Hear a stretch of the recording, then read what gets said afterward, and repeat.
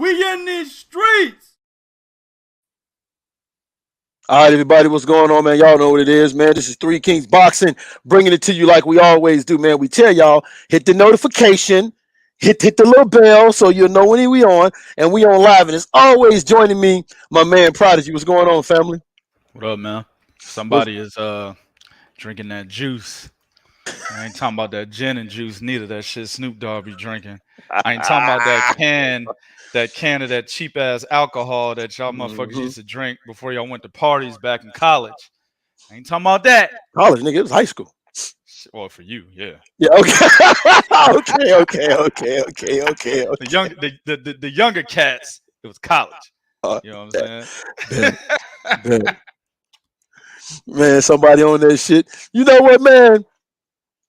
You know, it's a funny thing, man. I've been told I need to work on my parenting skills. I have been, man. So, you know, my son, I got a phone call. I told my son, man, anytime shit get hot or, you know, you being, you know, verbally abused by a bunch of women, man, you know, give me a call. So his fucking mom, principal of his school and his school teacher and shit, they get mad because my son, you know, some girl made fun of his gap teeth. He called her ugly. She goes crying to the motherfucking teacher. So immediately this nigga's like, no, call my dad.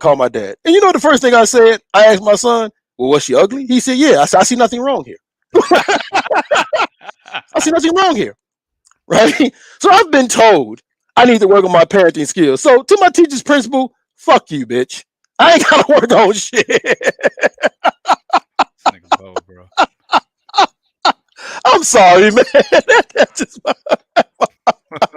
all right, man. Let's get into it, man. You guys saw it, man. The fantasy matchup that we have, and we're talking about at the middleweight division, right? You have James Toney, who is the IBF champion. James Toney couldn't become undisputed because, of course, we knew that Chris Eubanks Sr. and Nigel Benn had the other two belts at that time, right? They had the other two. You all remember the show? Yeah. And I will both y'all and your mamas and boy kisses at. Yeah, that was the worst case of being punked I ever seen in my life, bro. Both Chris Eubanks Sr. and Nigel Benn at the same time, bro. To this day, them niggas need to be ashamed of themselves. Let that shit happen, bro. Hell yeah. Most definitely, right? And then, of course, you're talking about undisputed middleweight champion, of course, and Bernard Hopkins. Now, if they was to fight prime James Toney, prime Bernard Hopkins, that's a very interesting fight. I've often wondered why that fight didn't happen in any weight division, to be honest with you, man. That fight definitely should have happened. We was robbed of that. Yeah, that fight should have happened to any division during that time, but it never did. But if there was a fight, here's the thing about it. Bernard Hopkins at that time was known as the Executioner. This is back when he used to come to the ring like that with the bone and the skull and the mask, you know, before the alien thing kicked in. Bernard Hopkins was a very cerebral fighter. Bernard Hopkins was a very economical fighter also as well. He knew how to get into those spots. He knew what punches to land you with. Bernard Hopkins was very good with the feint. He was one of the first before Floyd, you know, of course, before Floyd Mayweather came along, when he executed that Philly shell very perfectly. Floyd Mayweather's Philly shell is not exactly a Philly shell. It's a version of it, but modified. Bernard Hopkins actually had a true form of what the Philly shell is supposed to be. And he had very good counters. James Toney, and also Bernard was a mentally tough and he was exceptionally fucking mean. But James Toney was just a mean motherfucker, period. James Toney didn't want to punch at you. He wanted to punch through you. Yeah. James Toney was very good at counterpunching. James Toney had a very good work rate. James Toney, people don't talk about his high IQ. James Toney had a very good ring IQ also as well. But the one thing James Toney had, a lot of people don't talk about, James Toney had decent footwork and athleticism that he would use to get himself in spots. If James Toney and Bernard Hopkins fight, I'm picking James Toney, and here's why. The prime Bernard Hopkins as a middleweight, it took him too long to get started. He would take 2, sometimes 3 rounds to study you and figure you out, then he would get started. You cannot get behind 2 and 3 rounds behind a James Toney and play catch up. You couldn't do that. So I have James Toney winning 8-4. Man, I haven't done this in a while, man. So let me get back to it real quick. Shout out to my man J.L. Davis. He said, I'm in these motherfucking streets. That's what's up. My man. My man MB 2.0. He's in these streets. My man Alex is in these streets. Terry Smoot Jr. put the fist up, said, I'm in these motherfucking streets. My man Eric Stratton, we in these motherfucking streets. That's what's up. The Texan is out here, as always, in these Texas streets with your boy 2K. Let me tell you something, man. I can't disagree with anything you just said. I can't, because as much as I like Bernard Hopkins, so everybody knows when I was a youngin, my favorite fighter was Roy Jones Jr. Everybody knows that. You know who my second favorite one was? It was James Bernard? Toney. Oh, James Toney. Okay. Yeah, James Toney. That was my second hell yeah. favorite. Third was Larry Hell yeah. Holmes. You know what I'm saying? So Bernard Hopkins, as you said, is a very cerebral fighter. But you got to understand, the early Bernard Hopkins, right? While he was smart, he was much smarter as he got older. Very As good point. age started to kick in, he became much more of a cerebral fighter than he was, honestly. And a lot of people might disagree with this, but think about his career and how it unfolded, and go back and watch some of the fights. He was a much more cerebral fighter later in his career than he was when he was making all those middleweight title defenses. You see Very what I'm good saying? point. And a lot of people talk about the fighters that he fought at middleweight. You know, a lot of them weren't that great, right? And there's Yes. a case for Good that. point too. You see what I'm saying? A lot of the title defenses he had against opponents that really weren't that good, right? Mm-hmm. But he did show flaws at that time. I think if that fight would have taken place, James Toney would have beaten Bernard Hopkins, and I agree with you 8-4, because James Toney was one of the most gifted defensive fighters, one of the most gifted defensive fighters of all time. Yeah. And you're right. James Toney is exceptionally fucking mean. And then you're also right.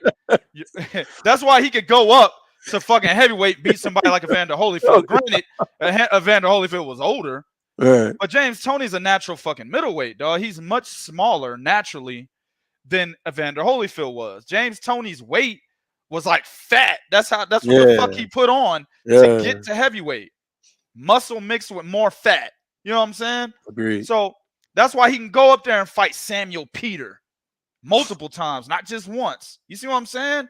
And Samuel Peter at that time, a lot of people didn't want to have any problems with him because he hit too fucking hard. Sure was. Right? So he's definitely a mean motherfucker. And I talk about this shit about Will.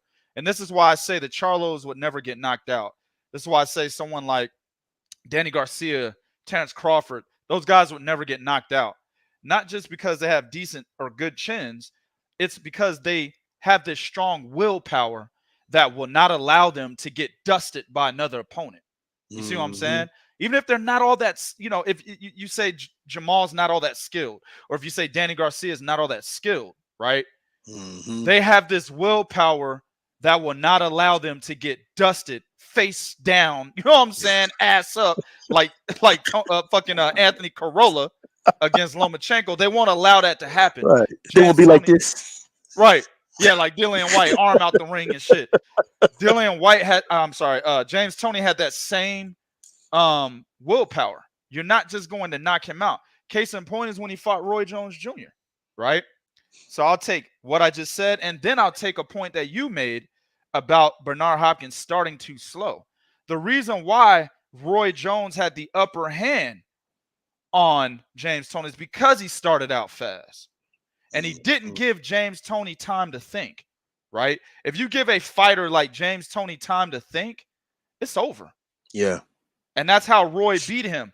He was way too athletic and started way too fast for him to keep up with Roy Jones Jr. See what I'm saying? Yeah. So while I think Bernard Hopkins is easily top 5 on the greatest middleweights of all time, if that fight would have taken place at middleweight, I got James Toney because of his superior ring IQ, in my opinion, superior defense, right? Right. And then, as you put so eloquently, Bernard Hopkins would start too slow. He'd lose too many early rounds. He'd come back in the later rounds, but it would be too much. He would end up losing, I'd say 7-5. Now, let me put this caveat in there.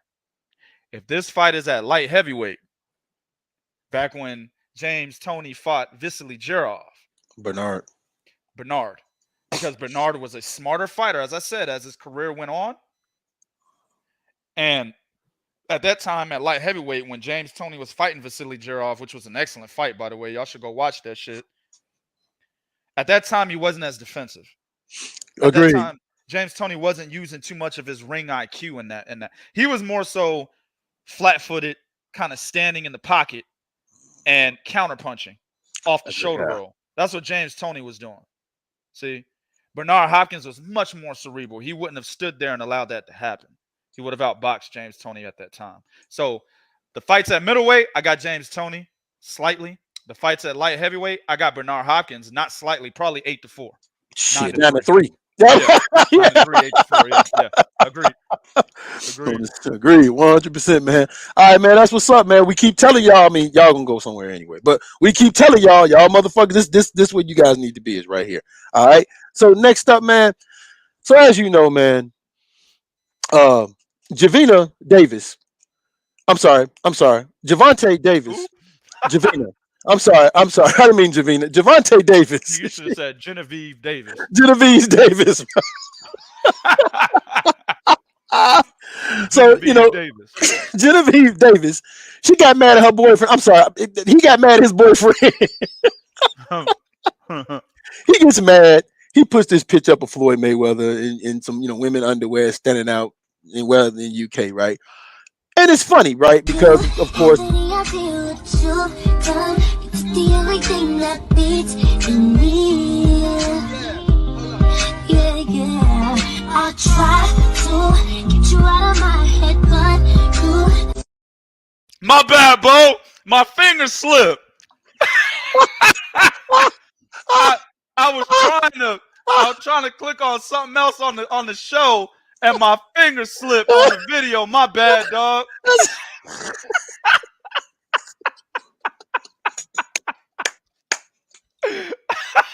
So yeah, her right there that you. Oh shit! How loud? How loud? Oh my god! Hold up, and dude, he doing that. Oh my god, that nigga can't make fun of nobody ever. No, he cannot. Props to Rolly Romero for putting that out there for us. Mm-hmm. Rolly put us on that shit. But he gets mad at Floyd, and supposedly he's trying to say, I'm not with TMT and all. He gets mad at Floyd. He puts that up. Now, he has since taken that down again, like he does, right? So, I mean, look, man, either you with TMT, you're not. I don't care if you're with TMT, you're not with TMT. But, dude, stop getting frustrated and going to social media to vent. 2K, what's wrong with these dudes, man? Go if you got a problem with Floyd, go talk to him. Knock on the man's door.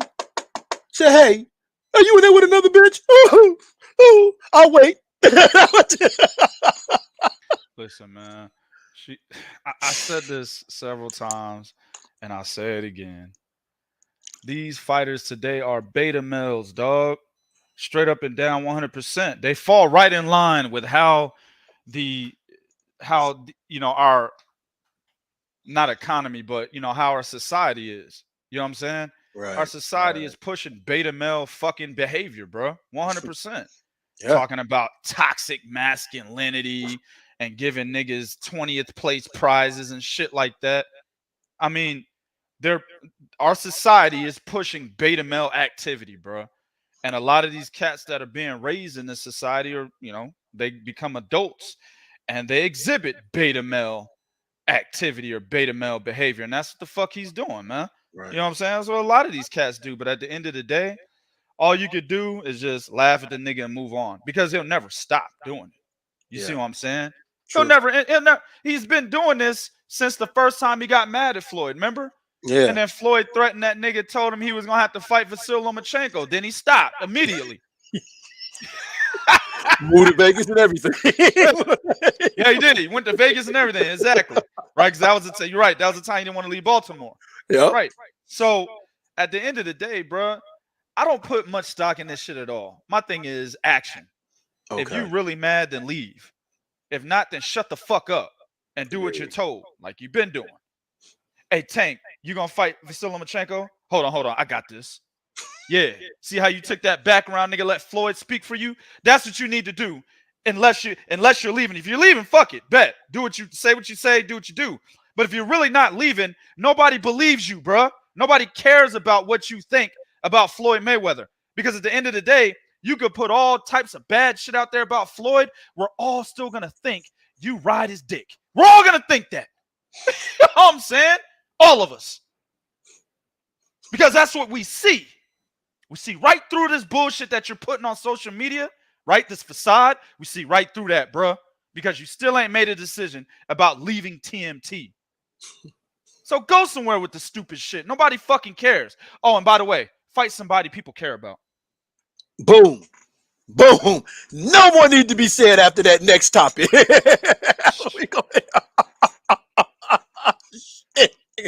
Next time, leave some meat on the plate, man.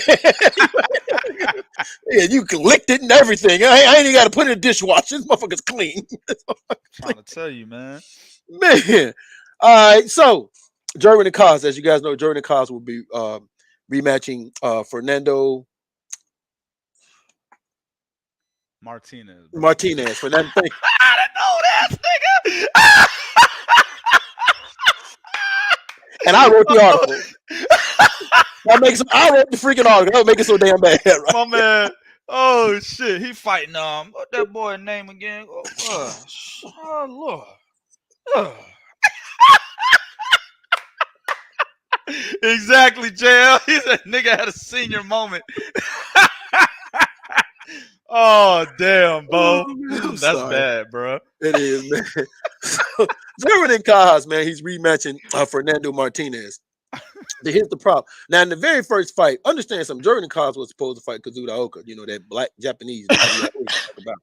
The fight didn't happen. Jerwin Ancajas wound up, having to defend the title against Martinez. Martinez flat out beat him. Beat him to the punch, beat him to the spot, beat him in every aspect of the freaking fight. Right? He was always first, more aggressive. If they rematch, in this rematch, if Jerwin Ancajas loses this rematch, Jerwin Ancajas could be facing his career being over. Because understand, the only thing that kind of made him relevant, right? Because all these moves being made in the superfly division, Jerwin Ancajas really wasn't making the kind of move that he should have been making at the equivalency of like Kazuda was doing, Roman Gonzalez, and even at some degree, Juan Francisco Estrada was doing. Right? No. He just wasn't making them kind of moves, getting himself up in the mix. Most of the time, people forgot the dude. I asked the dude one time what title. Do they know what title he holds? And they couldn't even name what title he held. Well, a lot of people didn't know who the IBF champion was at 115. There you go. You know what I'm saying? They only knew the WBC, WBA. They didn't even know the IBF. Right.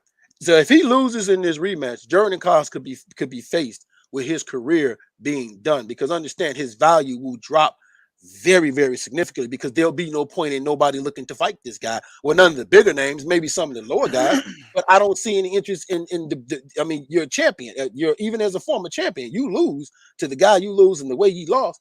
His value is going to drop drastically, man. What's your thoughts on this, Prodigy?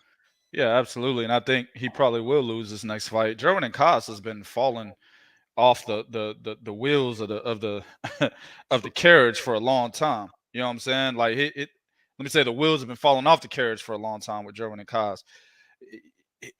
I mean, he needs to go back to the one that beat McJoe Arroyo. You know what I'm saying? He reverts back to that one, which that's like 5-6 years ago, bro. It's probably not going to happen. Right. Then he can actually beat Fernando Martinez, because Martinez really isn't that great of a fighter. You know what I'm saying? This was just him losing to Martinez was just a testament to the last couple of fights that he had prior to Martinez, him literally, falling out of his prime. We watched it happen, and it became a situation where it's only a matter of time. And I remember before he fought Martinez, like you said, he was in negotiations to fight Kazuda Ioka. Man, people were overwhelmingly picking Ioka, and they should have been. The Filipinos weren't, but whatever, right? Should have been picking Ioka for that fight, because let's face it, Ancajas has not been looking good. Martinez just basically put the exclamation point on that statement and say, yeah, look, I'm gonna show you why this nigga ain't been looking good, right? I don't think he reverts, Bo. Yeah. I think he fucks around and loses. If he wins, it's good for him. He puts himself in the mix, or at least he gets his title back, but he still needs to put himself in the mix to be considered as a champion that people would really want to unify against, right? Right. I think he should try to unify immediately if he beats Fernando Martinez, because he might not have a chance to do that again. He could fuck around and fight somebody else, another top contender in the IBF, and then lose his goddamn belt again. Once that happens again, you might as well just write your goddamn name off the wall. Just write it off the wall. You know what I'm saying? Exactly. That means turn the motherfucking pencil around and erase it. You know what I'm saying? But at the end of the day, this is a must-win for him, bro. He's got to win. If he can't win, he's done. He becomes a Carlos Cuadras. Ooh, that's bad, man. He becomes a Carlos Cuadras. That's bad. So what happened to Carlos Cuadras, bro? He lost to Roman Gonzalez, and then I think he lost to he just either McWilliams or Kit Kat. Sorungbasai, right? Yeah, he took another L after that. Yeah, he took another L. Bam Rodriguez. Right, but my point is, after Roman Gonzalez, he took another L after Roman, and that's what relegated him to gatekeeper status. That's what can happen to Jerwin Ancajas. He doesn't need another L to somebody else after Fernando Martinez if he loses the rematch, because he's already been looking bad. Carlos Cuadras was the top fighter at 115 before Roman got to him. So we went from the WBC champ, undefeated, Ring Magazine champ, right, to losing to Roman, then to losing to probably, I think it was Kit Kat. Then he lost to McWilliams, Arroyo. That's when it was like, damn, this nigga's done. You know what I'm saying? So, but Ancajas didn't have that luxury. He wasn't the top fighter at 115. He was the longest reigning champion, but he wasn't the top fighter. You see what I'm saying? So he only needs to lose this fight to be relegated to gatekeeper status. And I think he does, man. It's going to be a sad situation because I really like Jerwin Ancajas. But yeah, I liked him too. I just wish he could have got himself more in the mix with some of the. He should have been fighting fucking Aston Palicte and Donny Nietes. He should have been trying to get, but instead, a lot of them Filipinos don't want to fight each other. You see what I'm saying? He should have been trying to fight those guys, and that would have been a good win for him at the time, because Aston Palicte was still a good fighter at that time. Now, he done fell off now himself. Donny Nietes is getting ready to retire. If you would have beat those guys around those times, those would have been good resume builders for him. So where that he could take another L to a guy like Fernando Martinez and still be a big name in the division. Right. But he doesn't have that. Yeah, and I think the really sad thing about it when you think about it is he let cats come into his division, like you said, Roman Gonzalez, Juan Francisco. He let these guys come to his division and take over. And that's the part about it that's when you look at it and you look at the potential he had, like you said, when he fought McWilliams and Rolo. Jerwin Ancajas was in position, man, where he could have been the guy at that division. He could have been the guy that Roman Gonzalez was trying to fight, or Juan Francisco Estrada was kind of fighting. Now it's like these dudes is fighting each other, and then on top of that, like you said, him missing that fight with Kazuda Oka, even revisiting that fight. If let's say he wins, but he doesn't look good winning, I'll be honest with you, I still wouldn't be interested in seeing him fight Kazuda Oka. It's like, dude, you barely slid by a cat like Fernando Martinez, and now you're gonna fight Kazuda Oka? No. There's no value in that no more, man. It's sad, man. But hey, man, that's the sport of boxing, man. That's just how the sport of boxing works, man. So that's why we say fighters, stop marinating shit, stop taking too long on shit and get shit moving. All right, man. Next topic. Deontay Wilder. Now, fighters talking about retirement. Understand something. Deontay Wilder has been, he's talked about retirement before, but he's recently brought it back up again, along with the fact that he has, also revealed that when he got knocked out to Tyson Fury, and props to my man Prodigy, who said this because wasn't hearing nothing from Deontay Wilder, and he was doing, he was making them hermaphrodite perfumes and helping out his brother. Prodigy is the one that said, man, Deontay might not come back to boxing. Well, Deontay admitted he was 85% sure he wasn't going to come back. Now he's talking about, hey, I'm not going to fight, past 40, so about 3 more years, and I'm looking at retirement. I do not like someone like Deontay Wilder talking about retirement going into a fight against Robert Helenius. We very well can see, and we've told y'all this, Robert Helenius has the ability to beat Deontay Wilder if it's not the same Deontay Wilder that we saw before Tyson Fury got to him. If he's not that same Deontay Wilder, Robert Helenius has the potential to beat him. The guy some fighters can talk retirement. Like if Floyd talk retirement, I got no problem with that. That's Floyd Mayweather. He's got the skill. He's got the, he's got the ring IQ. He's got all that. Yeah, okay, Floyd, whatever. When you fight next? I don't have a problem with that. Cat like Deontay Wilder talking retirement, nigga, I'm going to my bank, grab my money. I'm putting my money on somebody, which is probably the guy he's fighting, because that's not the guy that should be talking about retirement and then going into a fight against someone like Robert Helenius. Deontay Wilder could be very well be in some serious trouble going into this fight if he's not all there. If he's talking about retiring in 3 years and that's what's on his mind, this could be a very big problem, man. What do you think about this, Prod? Yeah, man. Anytime a fighter is looking beyond the fight that's ahead of them by talking about retirement or talking about one thing in particular, like Hall of Fame status and things of that nature. Or like Terrence Crawford was doing way back when. Oh man, I'm already in the Hall of Fame, so I don't really need this Errol Spence fight. Things like that are just red flags. You don't want to hear that from fighters who actually have a task ahead of them. You know what I'm saying? Exactly. I think Robert Helenius is good enough to beat fighters like Adam Kalnaki. You know what I'm saying? A fighter like Adam Kalnaki never really had that much skill in the first place. He was just high volume, and he never got tired. See what I'm saying? He had a hell of a lot of stamina, and that's what was fucking his opponents up, because at heavyweight, you just don't throw as many punches as Adam Kalnaki does. You see what I'm saying? But if you're able to match him in terms of stamina, volume, right, you could beat him because he gets hit a lot. I think Adam Kalnaki fought Chris Arreola, if I'm not mistaken. Yeah, and that fight, he looked really bad in. That was one of the first fights where we were like, okay, this fool looks bad, right? And then, of course, Robert Helenius just, you know what I'm saying, put the icing on the cake and beat his ass twice, right? So at the end of the day, bro, he's a guy that's good enough to beat someone like Adam Kalnaki, but I don't think he's that good to where even if Deontay Wilder is thinking, yeah, I'm getting ready to retire, in 5 years, et cetera, or if he's talking about fighting Alexander Usyk, because that's, one of the things that he's talked about, I don't think he's good enough to get into the head of a Deontay Wilder and knock him out. Okay. You see what I'm saying? Because that's what he would have to do. Right. Let's just be real. That's true. Y'all don't forget, Gerald Washington outboxed Robert Helenius. You know what I'm saying? So I think Dillian White Dillian White beat him too. That's how he got that WBC silver title, and that's what started his long reign as being the number one contender for the WBC. Is he beat Robert Helenius? He said long reign, a long ass reign of WBC number one contender, right? So at the end of the day, Deontay Wilder has the ability to beat Robert Helenius, even though he's not thinking about Robert Helenius. See what I'm saying? Okay. However, it is the heavyweight division. And everybody knows in the heavyweight division, anything can fucking happen. Also, Deontay Wilder, in his last 2 fights against Tyson Fury, he's had stamina issues. Probably because he's trying to, at least I know in the 3rd fight, he was trying to put too much weight on, right? When he bench pressed that, the nigga was struggling with 305 or 310 or something like 315. Man, that was 220. That was 215. That shit was like, it looked like it was about 250, right? 255. Yeah. But he was struggling with 315. So he says, right? But he's trying to put all this fucking weight on. And he puts all this weight on, goes in the ring, but forgot to work out his legs as usual.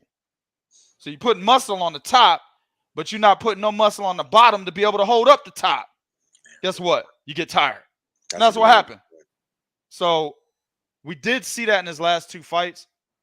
I'll submit, if he gets tired, if he can't knock out Robert Helenius for whatever reason early, and he gets tired, he could lose. But I think him losing to Helenius will be a problem with himself in terms of him not proper preparing.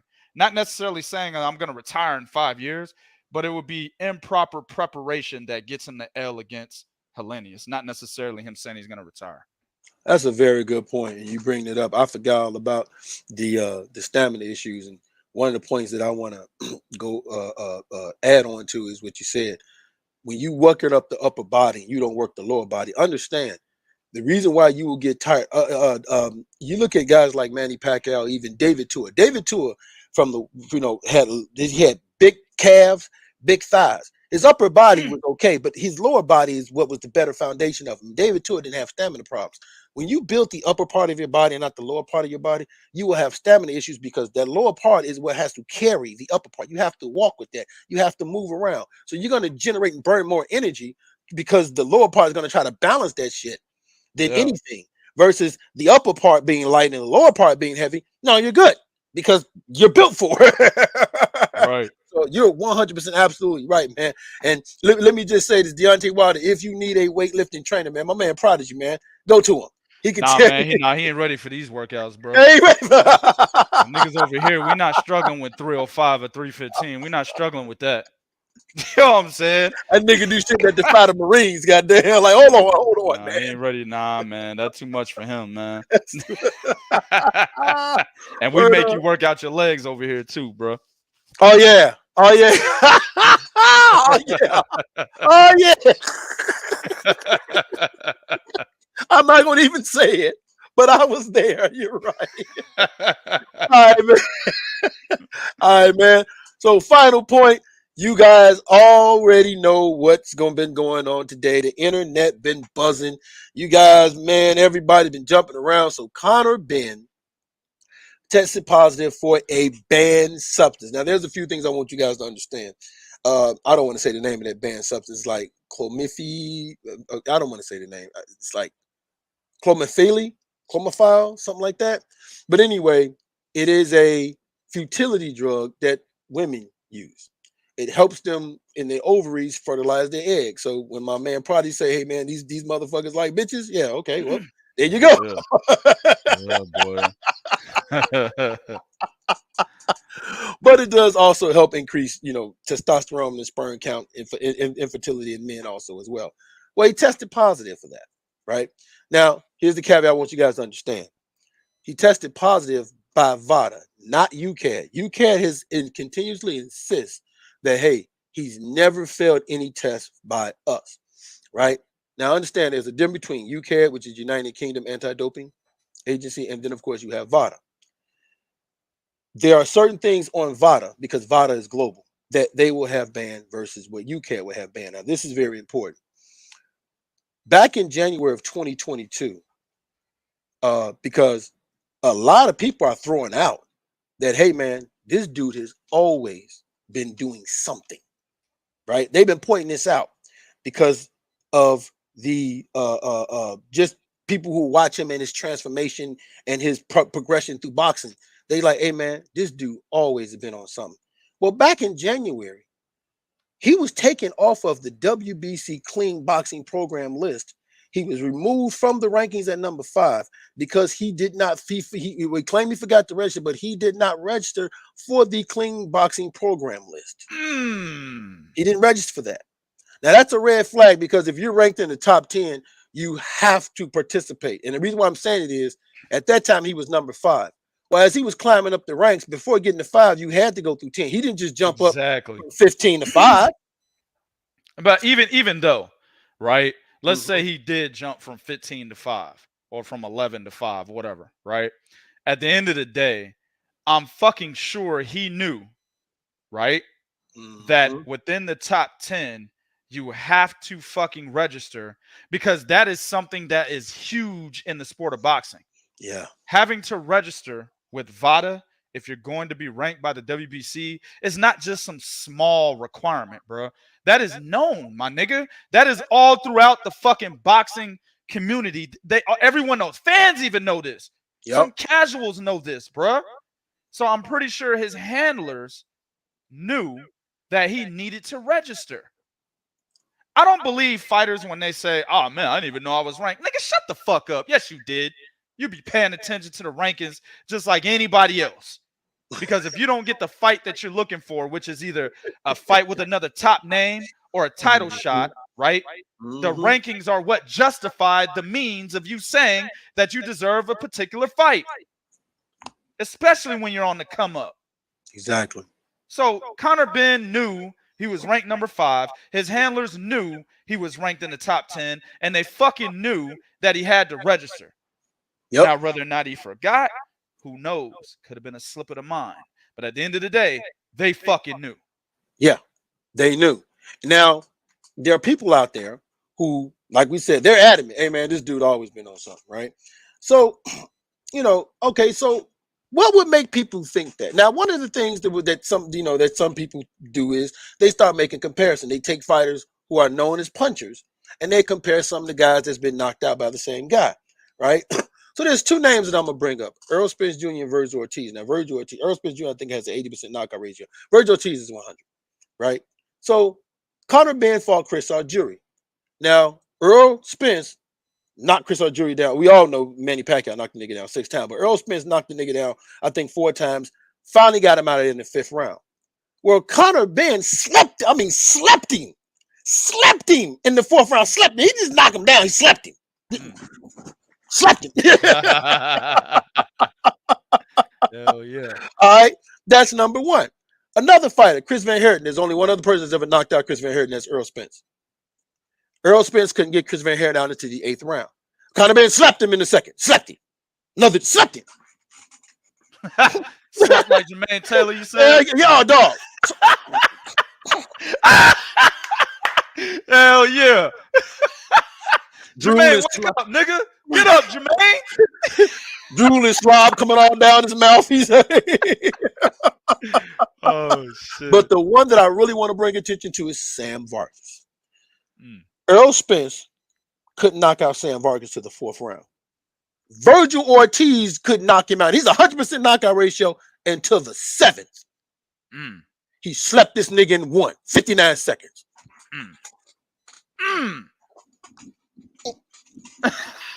Nigga twitching. Oh shit. Now that's not to say that that's evidence he's on something, but it is alarming when you look at, okay, harder punchers have fought this guy and didn't do that kind of damage, right? And this dude is sleeping these guys. It's one thing if he's knocking him out or getting to, he's sleeping him, knocking him down. He's sleeping niggas like that. When you look at what happened with the WBC and then you look at this, that shit will raise a red flag. Again, it's not to say that he is, but it is concerning that cats will look at it and be like, all right, man, what's going on here, man? What do you think about this, Prodigy? Man, all I know is Connor Benn was literally out here trying to take drugs to get himself pregnant. That's what it does. It treats infertility in women. So he out here trying to get pregnant. You know what I'm saying? Come on, man. This shit is crazy, dog. Let me show y'all motherfuckers an image. And I didn't make this, so don't shoot the messenger, as Bo's name says right there. You know what I'm saying? Exactly. That's what somebody made a major news company, right? Not even a news company. It's a major company, right? Y'all go look it up yourself. They made this, and it had nothing to do with, Conor Benn coming out saying that he cheated. This was made way before he failed his drug test, like years ago. Yeah, because that's Formella right there. Huh? He fought Formella. That's when he fought Formella. Formella, yeah. So this is what, 2 years ago? Yep. Yeah. So they came out with this image themselves 2 years ago before he tested positive today. Now look at that transformation. Now I'm a weightlifting ass nigga, right? So I know, and I've lifted weights around motherfuckers that take steroids, all sorts of shit, bro. So I know what it takes to look a certain way, right? Right. Now, I'm not saying he's cheating, bro, or always has been a cheater. There's really no evidence that he's always been a cheater. However, I've told you guys several times on so many different shows, I think all these motherfuckers are cheating. It's just you didn't pay your dues if you got caught. I say that all the time. You know what I'm saying? Niggas that look like niggas that got caught cheating don't even look like they even work out at all. Like Oscar Valdez, that nigga ain't chiseled. Not to my knowledge. I don't remember Oscar Valdez looking chiseled. That's a very good point. 18 pack and shit. I don't remember that with Oscar Valdez. Even he got caught cheating. Right? You know what I'm saying? You can look at Lucas Brown's transformation from when he was cheating to when he wasn't. is Right. huge. Yeah. Jarrell Miller now, big difference. Yeah. Alexander Povetkin, big difference. Yeah. You know what I'm saying?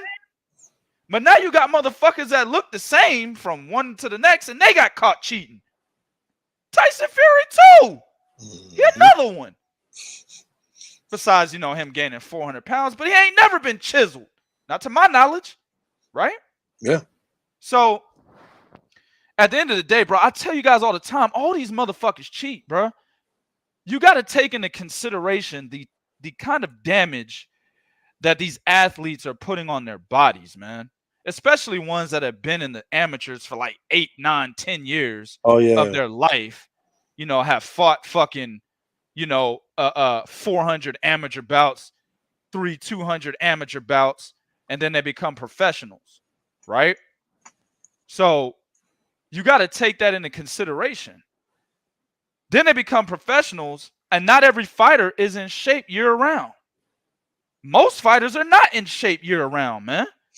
The majority, I submit, the majority fighters, we're talking like over 75% of fighters are not in shape year-round.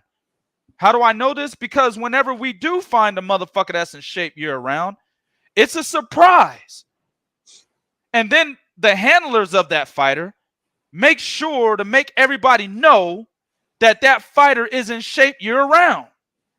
Well, if that was the case, if everybody did it, then why did it need to be known? See what I'm saying? Mm-hmm. Also, there's evidence of fighters blowing up like a motherfucker in between weight. Hell, fighters that, former champions and retired fighters that were in great shape when they fought, they'll tell you, shit, man, I was fat between fights. Tim Bradley was a perfect example. Chiseled in a motherfucker before his fight, right? On fight night, chiseled. But he'll tell you, man, I used to gain like 40 pounds of shit between fights. That is the thought process of the majority of these fighters, y'all. And then when them training camps come, they got to lose all that weight. How do they do it? I'm just saying, bro. There's a lot of techniques in this game to be able to drop weight. But knowing what I know about how to make body transformations, a lot of this shit ain't legal, my nigga. I'm just putting it out there. Your favorite fighter is probably cheating. You know what I'm saying? So, really, Bo, my thought process and what I've always said, he's probably always been cheating. He's always been on the juice. You know what I'm saying? Okay. But we don't have evidence, so we can't say that he has been. Now, what you said about him being ranked in the top 10 by the WBC and then just, conveniently it slipped his mind to fucking register for VADA, that's a telling point. You can take what you want out of that. Maybe it really did slip his mind. I don't think it did. Because like I said, everyone knows that you got to register with VADA if you're ranked by the WBC. Everybody knows this. If you want a title shot with the WBC, you got to fucking register with VADA. Everybody knows this. And I'm sure his team knows this. And I'm sure his team understood that he's in the top 5, bro. Not top 10. Top 5 means you can get a title shot. Hell, top 15 means you can get a title shot. Actually, yeah, you're right. Top 15. Yeah. But top 5, right? It's a greater probability that you can get a title shot. Or you can end up in a title eliminator in the top 5. Probability is very fucking high. So I'm pretty sure his team was on that. If they weren't, then they're all stupid motherfuckers then. If his team was not on that to tell him, hey, you need to get registered because we could be getting a title shot, then they're all fucking stupid. But here's another thing. Maybe they didn't care because they weren't looking to get a title shot. Who was the WBC champ? Errol Spence. Can't beat him. He can't beat him. That's a good point. Right? So why does it matter that I'm ranked in the top 5? I'm not ready for those fights anyway. Connor Benn has gone on record saying he's not ready for those fights. He's gone on record saying this. Yeah. So you can't say that he doesn't believe himself that he's not ready for an Errol Spence or Terrence Crawford. He's said this before. So maybe they just didn't give a fuck. Maybe he's not cheating. They just didn't care to register because they're not ready to fight Errol Spence anyway. Or they weren't ready at that time, you know what I'm saying, to fight Danny Garcia or Keith Thurman at that time, right? Right. Maybe they just weren't ready for those fights. Yordenis Ugas. They weren't ready for him. You know? He was chasing the fuck out of Josh Kelly for a long time Yeah, he until was. Kelly lost to David Avanesian. Those are the matchups he was looking at, Josh Kelly. And then after that, it was David Avanesian. Adrian Broner and shit, right? Those are the guys he was looking at. Yeah. So maybe it didn't just slip his mind. Maybe they just didn't give a fuck. Either way, it looks bad, man. But like I said, 2K thinks they all juice any goddamn way. Well, let me ask you this question, man. If he wins this fight against Chris Eubanks Jr., does that somewhat diminish his victory? Now, me personally, if I'm Chris Eubanks, hey dog, you do know if you win, this is not gonna count, right? I'm having that stricken from the record. You know that. Right? like I'm gonna tell him, hey dog, you do know. I mean, try hard and everything, but you do know if you win, there's gonna be an NC. I'm petitioning him for this motherfucker. Well, Chris Eubank can't say that because he's on record already, and the videos on the Three Kings Boxing Facebook page, he's on record already saying, hey, I'll fight the nigga. I'm ready. You know, we all ready. Let's go. Once you say that, you can't come back and say, well, you were cheating if you end up losing. Can't do that. You know what I'm saying? You can't use that as an excuse for your loss after when it happened, you were okay with the fight still going on. So so he fucked up right there. Can't do that.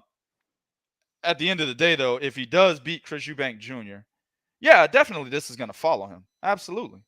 You know what I'm saying? People were questioning Luis Ortiz's wins when he got caught cheating or whatever, right? They were questioning his wins against lesser opponents. You know what I'm saying?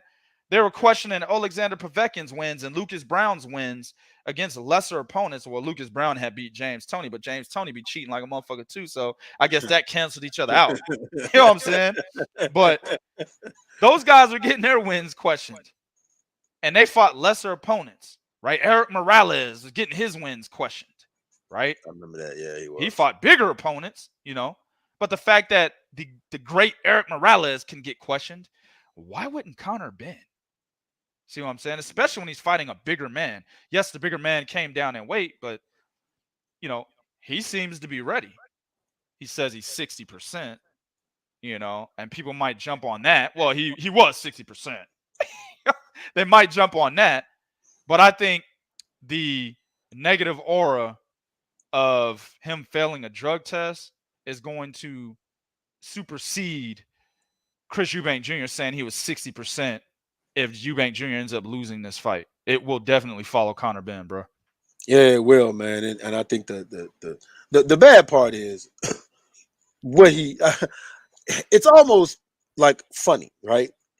You want to be mad because it's like, damn, dude, you know, you don't know how to cycle properly like everybody else. Well, I mean, you know, you ain't making you ain't making them big money over there. But then it's funny in the aspect of you was taking women pills. Like that's like, hold on, man, you taking women pills, right?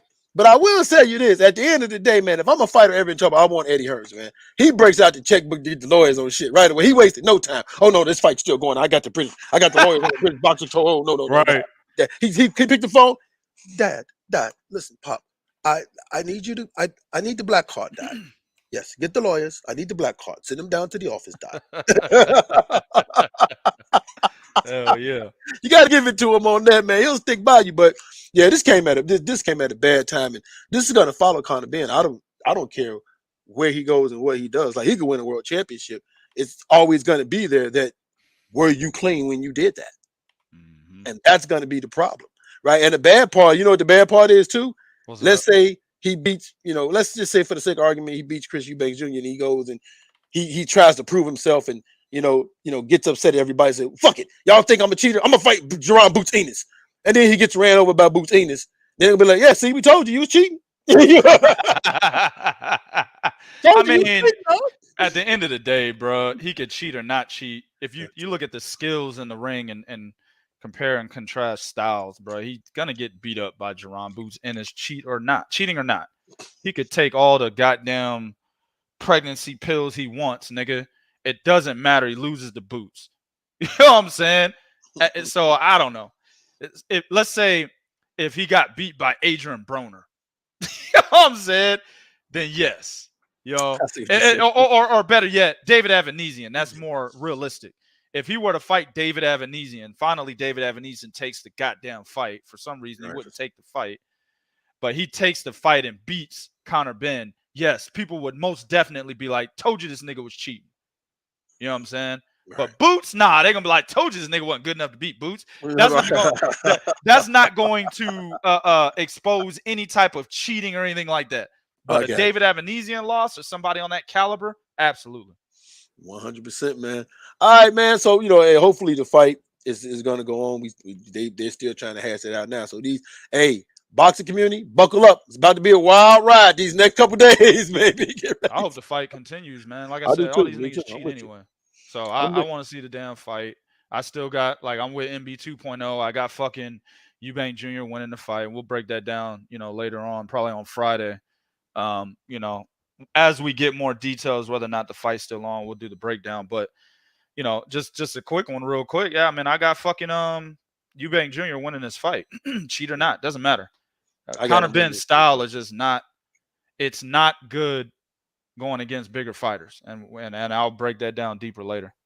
Right. I agree with you. I got Eubanks winning also. I think Eubanks is joking about that whole 60%. He's not coming in. So he's joking. He's playing up to the Well, crowd I right there. mean, eh, so I don't think he's joking because he's saying he's 60%, not because he's not training. It's because he's down at a weight he's never fought at. That's Oh, why he's okay. saying I he's see what you're saying. 60%. Right. He's training.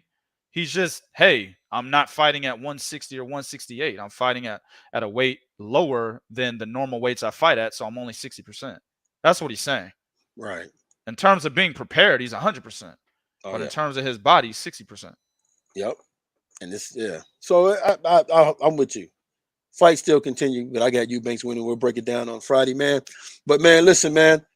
At the end of the day, like my man Prodigy has consistently said repeatedly, when something comes out, why are we surprised? We know they're all doing it.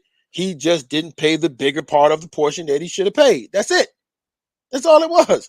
You were supposed to cycle on the 19th day, not the 20th day. Oops. Dude, you didn't read the instructions. You know what I'm saying? I think I'm trying to think I think it was my man Alex.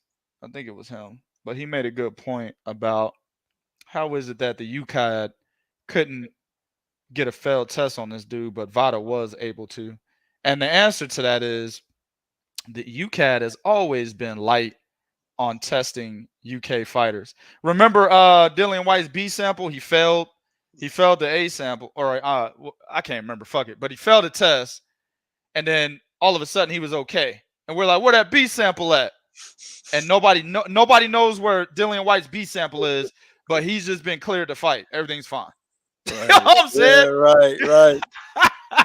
Wasn't that after my man Oscar Rivas? That was Was before the Oscar Rivas was fight. before the fight? Okay. Yeah, that was Yeah. before that fight. Yeah. So, UCAD has always Oh, been no. They found out about it afterwards, but this incident happened before the the fight. You're incident right. happened before and they found out about it afterwards, right? Because I Yeah. remember they were, the whole idea was making a decision no contest or some shit like that because Right. of the situation. So yeah, no, that's right.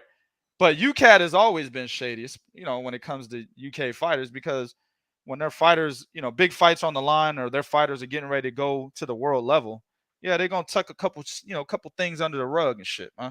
You know what I'm saying? And VADA is known to be a more strict testing agency. That's why WBC went with VADA. They're extremely strict in how they test, right? And Yeah. and I think even VADA has been paid off several times. You know what I'm saying?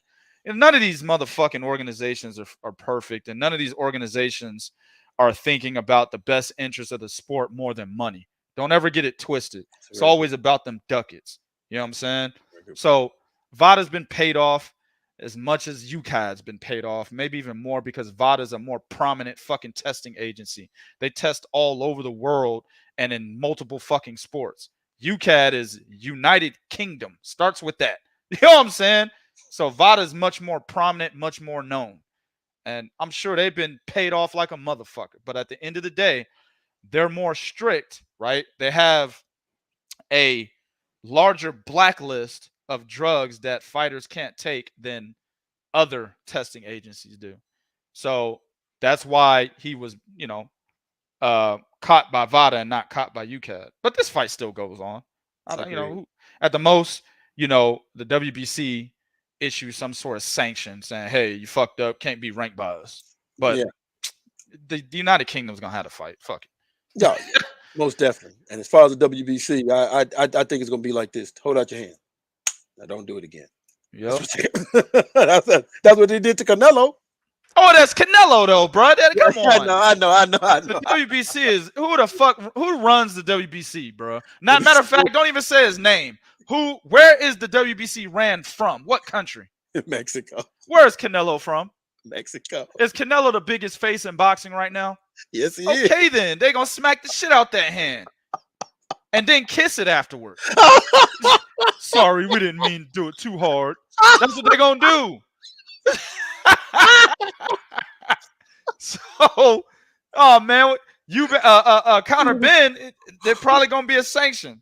You can't be ranked for X amount of days, whatever. That's all. All right, man. As always, man, go to 3kingsboxing.com for the latest greatest what's going on in the sport of boxing, man. As you guys know, if your favorite fighters out here doing some bullshit and fucking up, we're going to talk about them. So, like it says right there, don't hate the messenger. All right, Prodigy, take us out. Y'all know what to do, man. Go to 3kingsboxing.com for your source of pure and adulterated boxing information. Hit us up on Twitter at 3kingsboxing, Instagram at 3kingsboxing, Facebook.com/3kingsboxing. Also hit the subscribe button on this YouTube channel, Prodigy of Boxing Talk. Hit the notification bell. Also go over to the 3 Kings Boxing YouTube channel. Subscribe over there and hit the notification bell there as well. MB 2.0, you talk about posting these links. So I posted a link in the channel's community section. Is that what you're talking about? So I put it over there. Let me know if that's what you're talking about, man.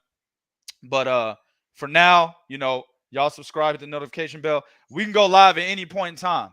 You know what I'm saying? As you can see, we go live any time of the day. So you got to be notified, or you got to know. If you're not getting the notifications, just check the channel and see if we got something up. You know what I'm saying? All right, cool. He said the description. All right, I'll do both. I'll do both and see how that works. But YouTube is shady. They're not gonna show you all the notifications, so you just got to check back and see if we got something posted up, man. But we could be going live anytime. But our normal days are gonna be Tuesday and Friday, 4:30 Pacific, 5:30 Eastern, and that's 2:30 Pacific. That's a Central first time. 4:30 Central, 5:30 Eastern, 2:30 Pacific. You're supposed to be listening to me, bro. I might fuck it up.